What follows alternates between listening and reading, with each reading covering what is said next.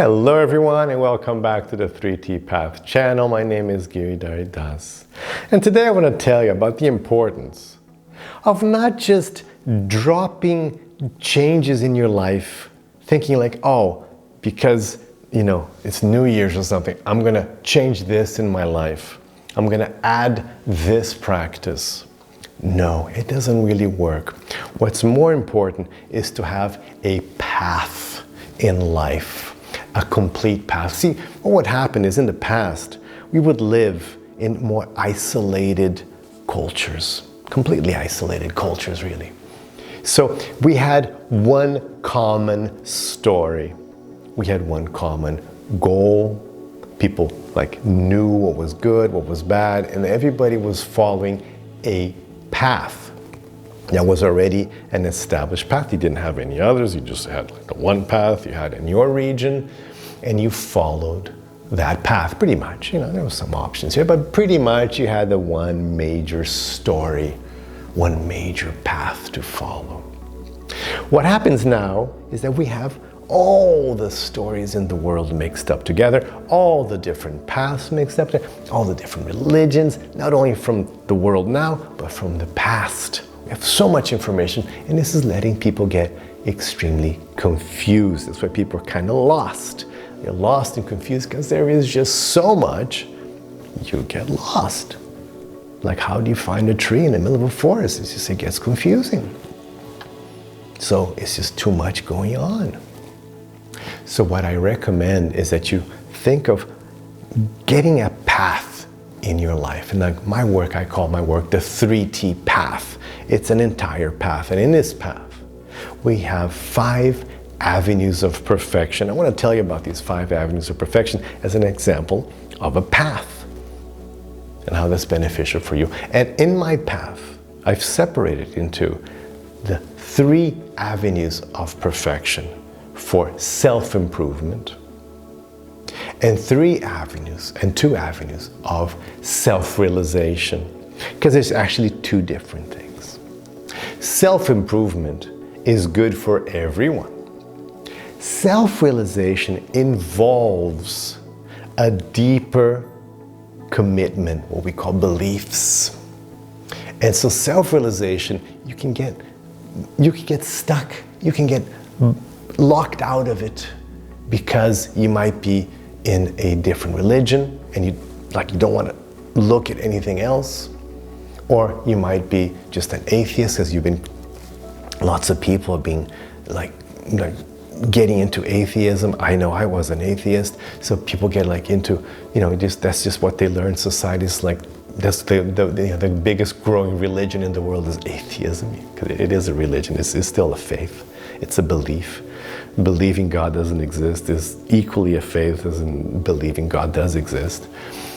You can't prove it either way, so it's a belief. So it's a faith, and in that faith matters, it's a little hard to work on, but self-improvement is good for everyone. So let's start with the 3 avenues of perfection, of self-improvement in the 3T path. Now, the first avenue of perfection is the most important, the one I'm always talking about here. It's a central principle. It's called Dharma in Sanskrit, but it means purpose, essence, and duty. I summarize it into these 2 words, essence and duty. Dharma means being the best version of yourself, having your life based on purpose, on fulfilling, honoring, I like that word, honoring your roles.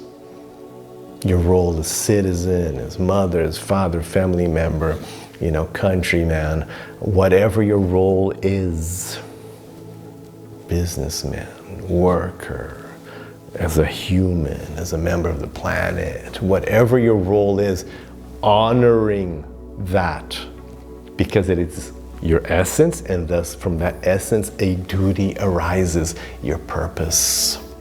So I talk a lot about that. Just last week I did a video, you can check it out, where I go through the 7 dharmas.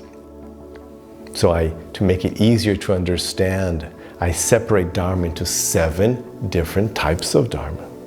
7 types of purposes. And in each of these types, you have many purposes.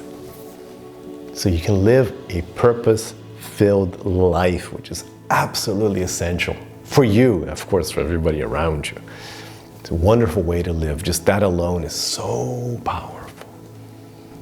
And if you know, that's actually one of the main messages of Buddha as well, of Buddhism, Dharma. That's why you see the word Dharma all the time in Buddhism, because it's all about having this purpose-focused life. So Dharma, that is a very important avenue of perfection. The next avenue of perfection is mindfulness. Now, mindfulness, the very word mindfulness, why is it mindful as opposed to what? As opposed to a mind that's scattered. Krishna uses this term in Bhagavad Gita, many-branched. Your mind, many-branched, he uses this term in Bhagavad Gita. So your mind, because you're here doing something, but then your mind is like a little bit over here and a little bit over there and then in this, and you're in here, but then it's a little bit in the past, a little bit in the future. So your mind is scattered. We call it scatterbrain. Your mind is scattered. It's all over the place. Mindful. Your whole mind is here. You bring yourself totality to your action. You're fully present. It's very powerful because it's, it is a limited thing. It's a finite thing. Your mind is a finite thing. And if it gets scattered, then whatever is available for the little bits won't be as great as the whole. So when you bring your whole mind to something and you bring it to the here and now, you experience life on a different level. There is so much peace and bliss always available right here and now. It's just amazing. Just telling you these words, my hairs are on end because it happens every time. And you can train your mind to access this bliss. There's peace and bliss happening and available all the time. You just have to mindfulness, bring your full mind to the here and now. It's so powerful. And when you do things mindful with your full mind, they're much better. When you speak with someone and you're fully present, they'll feel that difference and they'll really appreciate your full presence. Anything you do, be it sports, business, personal, spiritual, everything you can do and bring your full mind to it, it's a completely different experience. Plus, when we are in the here and now, we avoid the dangers of time travel. Our minds like to do time travel, so we like to go to the past. I call this the fantasy paradigm, because what's the past? It's a fantasy, something you made up. Memories are completely edited and distorted and even inserted and created. It's already been proven, it's a fact. You can insert memories into others. You can make them remember things that never happened. You can do that.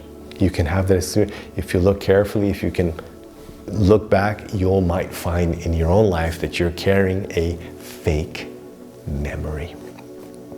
So memories are distorted, and one excellent explanation you get from neuroscience is that memories are like a Word document. So in your computer, you have a Word document. And then how do you see it? You click on it and it opens. What happens when you open a Word document? You can edit the document. And as soon as you open it and you change something and you close it, well, now that's the document now. And that's how memories work. You open it, and then anything you do with that memory, and then when it goes back, it's already altered. So now your memory is that altered document. So anyway, it's the fantasy paradigm. And usually if it's in the past, there's a tone of lamentation and sadness, even the good stuff. If you have children, for example, and you see, like pictures of your children from many years ago, and it's like, oh, it's really nice. But notice that there's an undercurrent of sadness. There'll always be like, oh, melancholy. It's gone.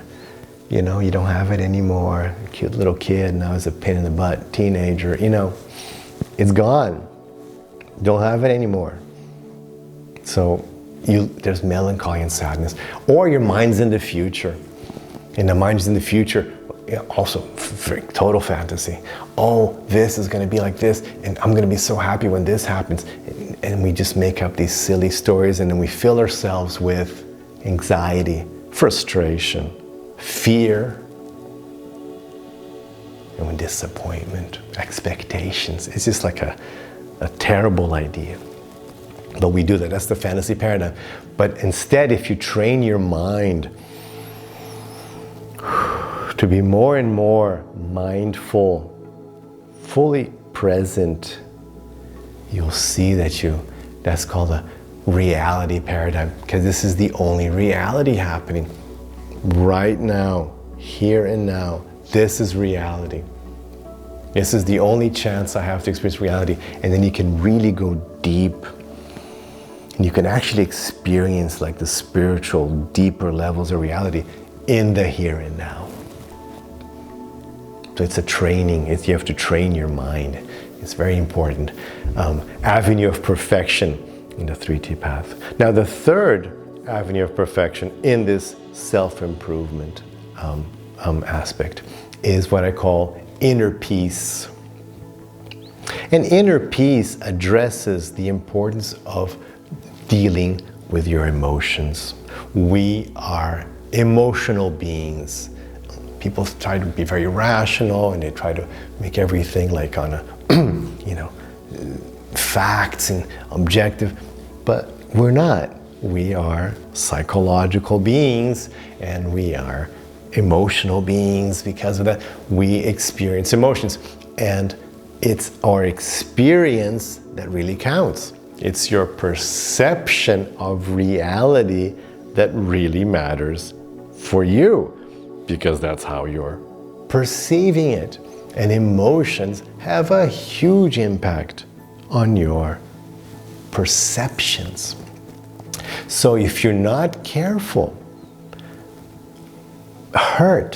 these emotional scars build up, and they bring enormous suffering. Undealt with, they will keep working unconsciously. They're not working on your conscious part of your brain. It's a different part of the brain. It's not the stuff that's like, oh, the facts, okay, I've got this and that. No, it's working on your unconscious. And so it's affecting you tremendously. It's agitating your mind. It might be causing you mental illness. It might be causing you physical ailments. It's affecting you intensely. So you have to have daily emotional cure. That's what I say in the 3T path. Daily emotional cure. Daily, you have to have your radar open. What's going on? What are my emotions? What happened?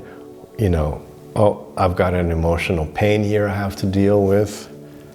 And you have to address it and take care of it. And so in the 3T path, there are various techniques for emotional cure. And of course, this beautiful, huge field of therapies from like psychology and from even like alternative therapies. But there's so many ways you can cure your emotions. It's beautiful, like in almost unlimited range.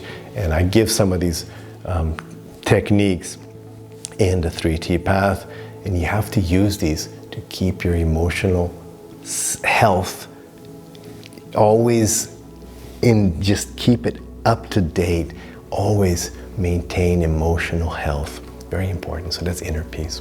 So those are the three avenues of perfection. of the 3T path. But then there are two more avenues of perfection, which are now in the field of self-realization. Now, again, self-realization is so important, but I know it's difficult. I know it is because I went through. I know the barriers that exist that don't allow us to go into self-realization. And these barriers, again, are not usually conscious. They're unconscious barriers. And they're barriers that have been passed to us from the culture we're coming from. So, for example, if you're coming from a Christian culture, so whether you like it or not, if you have a Christian family, you have so much stuff there in your unconscious, huge walls. You have these huge walls that have been erected. It said, look, it's got to be Jesus and Jesus only. You've got to be Christian. Anything else is bad. You'll go to hell. You can't look. They're all wrong. We are right. Burn at the stake. This is like we have 2,000 years of PTSD accumulated. It's like, hey, you do this or you die painfully, or we'll torture you to death. Inquisitions. So there's this huge, it's in the unconscious collective, and it comes in your family, and sometimes families are like hardcore. I mean, I've had students where like their parents are like, okay, I won't talk to you anymore. You get out of the house because they've got a different kind of faith. This is happening all the time, and of course, that's just in Christian environment to speak, in other cultures. People will kill you if you don't do the religion that you're supposed to do. So we have these huge barriers, but a lot of them are just unconscious. So we don't want to get into the field of self-realization because oh, no. So it's like a Christian thing that you've been told that you can't do it. Even if you're not Christian, even if you're completely not satisfied with our religion, you don't even go to church, but still, you're not allowed to do something else. It's better to be like a crummy Christian, like you're not, oh, yeah, I'm Christian, when you fill out a form like Christian, it's better to be that, and you go to the church for somebody's marriage, you get married at the church, you do the funeral with the priest. It's better to do that than to do something else, they think. But it's actually not. It's terrible. Because you really need self-realization. You need to go full into self-realization. It's the most wonderful thing. It's the best thing. It's the highest state of consciousness.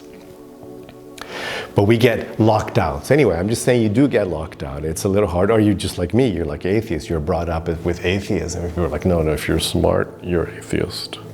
Because these religions are just dogma, and they're ignorant people. You brought up with that story. That's the story I was brought up with. It's like, so then you get locked out as well. You can't do self-realization because no, it's like, you don't do these things. The intelligent thing is to be atheist. So you get that as well. But this next field, avenue of perfection, is what will help you overcome that. And it's called Jnana. So in Jnana, what happens is it's study, it's knowledge, it's wisdom. So you can try to overcome those big walls that have been erected inside you in your unconscious by study. Because after all, it's just study. Hey, look, I'm just studying. It's just the facts. I'm just getting facts. No problem. Not faith.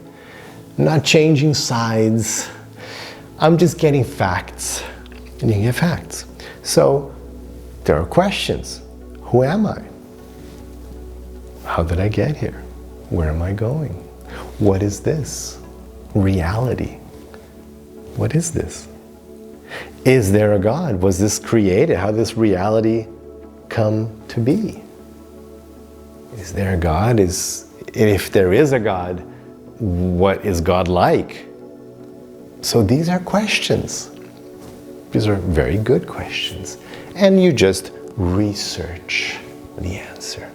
So you can we're not used to this, but it's very good. Jnana. In yoga, they don't say like, oh, believe this, you have to believe this, accept this. No, it's all about jnana. It's like, look, you have these questions. You have to know the answer to these questions or else you're going to live ajnana, ignorance. You don't want to be ignorant, do you? You don't want to live a life without knowing things. That's not very good, right?